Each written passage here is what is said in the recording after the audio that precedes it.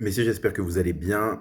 Jour numéro 24, l'amour contre la convoitise.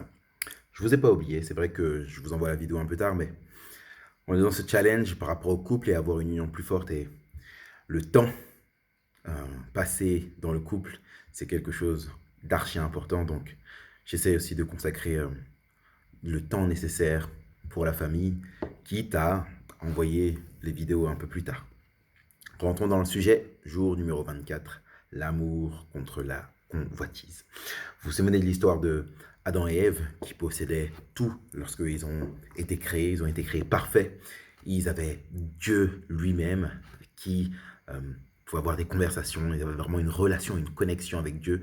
Ils savaient l'un l'autre, ils se possédaient l'un l'autre. Adam avait Ève, Ève avait Adam.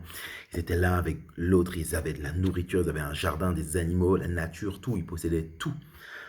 Pourtant, le serpent a réussi à faire croire à Ève qu'il lui manquait quelque chose. Et ça, c'est vraiment le début de la convoitise. Ça commence par les yeux. Elle a posé son regard sur le fruit.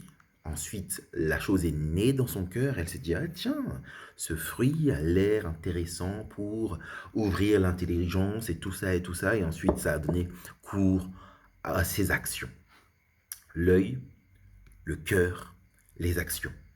Nous aussi, d'une certaine façon, nous sommes comme Adam et Ève, nous possédons tout pleinement en Jésus-Christ, et voilà ce que nous dit la Bible. Mais au lieu de trouver notre satisfaction et de nous réjouir de ce que nous avons, nous sommes poussés ou bien nous nous laissons aller à la convoitise. Nos yeux se posent sur des objets ou sur des personnes, particulièrement de la jante féminine, et au lieu de détourner nos regards, nous laissons aller à ce processus et la chose avance et va vers le cœur.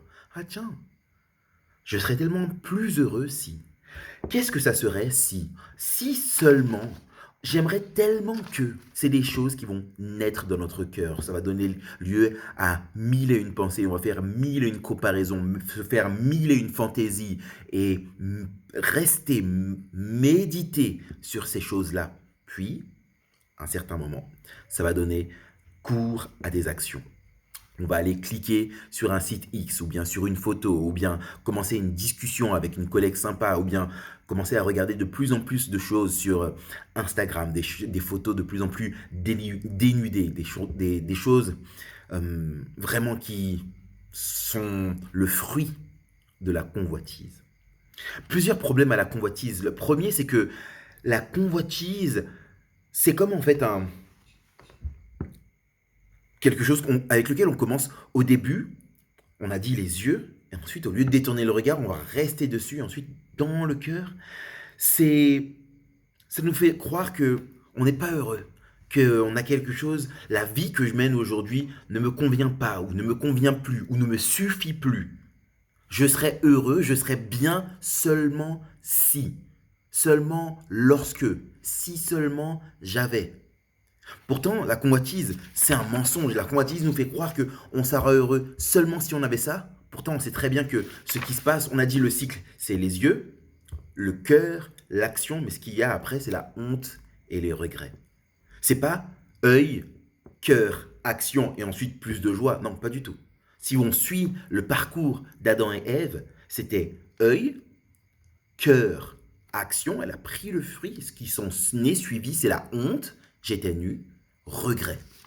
Et c'est la même chose pour nous aujourd'hui. Pose nos yeux sur quelque chose, commence à avoir mille et une pensées.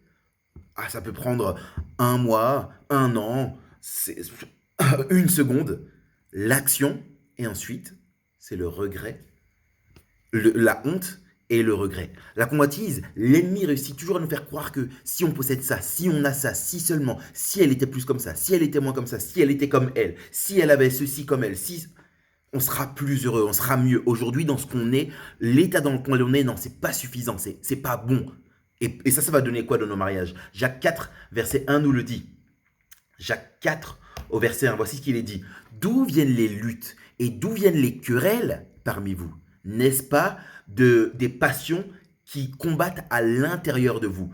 Donc, à cause des passions, à cause des choses qui combattent à l'intérieur de nous-mêmes, ça donne lieu à des luttes et des querelles. On est mécontent, on n'est plus satisfait, on ne se contente pas. Et donc ça donne lieu à des luttes, à des querelles. Ah, mais toi, t'es pas aussi sympa. Ah, mais ma collègue au travail, elle est toujours apprêtée. Ça va, je le souhaite pour vous, jamais être des mots qui vont être dits comme ça, mais dans les pensées. Et donc, on va être un peu plus aigri parce qu'on pense à telle ou telle personne qui a l'air beaucoup plus sympa ou bien avec qui les choses seraient beaucoup plus faciles, la vie serait beaucoup plus facile et on va être un peu plus aigri avec nos conjointes. Mais comme on l'a dit, le problème, le cœur de la convoitise, c'est comme un voyant sur le tableau de bord. Ça montre qu'il y a un problème. Ça montre on ne se contente pas de ce qu'on possède aujourd'hui et aussi que on n'est pas connecté à la source. On en a parlé depuis plusieurs jours. Le fait d'être connecté à la source nous amène à être satisfait. L'amour, à l'inverse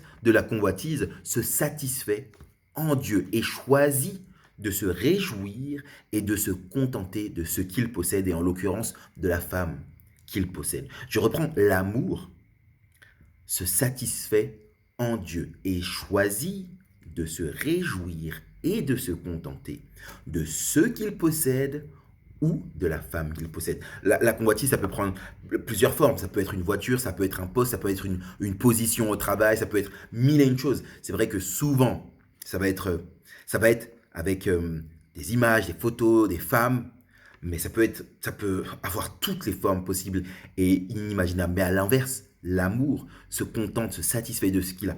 Si aujourd'hui vous êtes dans une position de convoitise, cela montre que votre relation avec Dieu, vous n'y trouvez pas satisfaction. Donc il y a quelque chose à revoir parce que comme on l'a dit, Dieu est cette source illimitée. Si vous n'êtes pas rempli, c'est que vous n'êtes pas connecté à la source. Vous êtes peut-être, comme on l'a montré dans les jours précédents, dans un petit ruisseau avec un petit bouchon et quelque chose, mais c'est impossible que vous soyez connecté à la source et que vous ne soyez pas rempli. C'est impossible. Regardez ce que nous dit Proverbe au chapitre 5, versets 18 à 23. Proverbe chapitre 5 au verset 18 à 23. Que ta source soit bénie. Fais ta joie de la femme de ta jeunesse. Biche charmante, gracieuse gazelle, que ses charmes t'enivrent toujours. Que la femme de ta jeunesse, ses charmes à elle, t'enivrent toujours. Et que tu sois sans cesse épris de son amour. On voit vraiment le contentement. Que ses charmes à elle, pas les charmes de personnes sur Instagram, pas les charmes de personnes que vous regardez dans la rue, pas les charmes de ces personnes-là, non. Que ces charmes à elle t'enivrent toujours. Et que tu sois sans cesse, toujours, à jamais épris de son amour à elle. Pourquoi, mon fils, t'amouracherais-tu? Pourquoi serais-tu fou? Pourquoi serais-tu amoureux de la femme d'autrui? Pourquoi embrasserais-tu la poitrine d'une inconnue? L'Éternel observe toute la conduite d'un homme, il examine tout ce qu'il fait.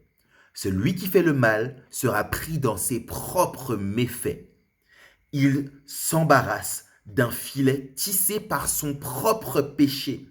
Il s'embarrasse d'un filet tissé par son propre péché. Il périra faute d'avoir été discipliné. Il s'égarera enivré par l'excès de sa folie. Voilà ce qui arrive lorsque la convoitise arrive à son comble. On l'a dit, les yeux. Et une fois qu'on est dans les yeux, on a cette possibilité encore de détourner le regard. Je ne sais pas si vous connaissez cette histoire de David qui voit une femme, il est sur le toit de sa maison et il voit en contrebas une femme prendre son bain. Il la voit. À ce moment où il la voit, il a deux choix. Soit détourner le regard, soit continuer à regarder. Malheureusement, pour ceux qui connaissent l'histoire, ils savent qu'il va continuer à regarder. Et après, dans le cœur, il y a des choses qui vont commencer à naître. Il va aller s'enquérir de qui est cette dernière et il va la faire appeler, les actions, il va la faire appeler vers lui et il va coucher avec elle alors que David est marié et cette femme est la femme de quelqu'un d'autre.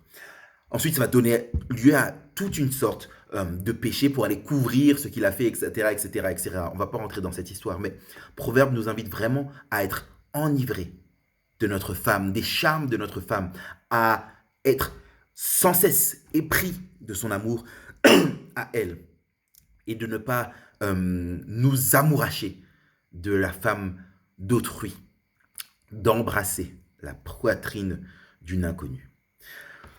La fin de la convoitise, c'est que nous-mêmes, on se perd nous-mêmes. Nous-mêmes, on tisse un filet dans lequel on se prendra nous-mêmes. Voilà pourquoi le challenge d'aujourd'hui nous invite à mettre fin à tout objet de convoitise dans notre vie, que ce soit des personnes, que ce soit des images irréelles sur lesquelles vous convoitez et avec lesquelles vous comparez votre femme.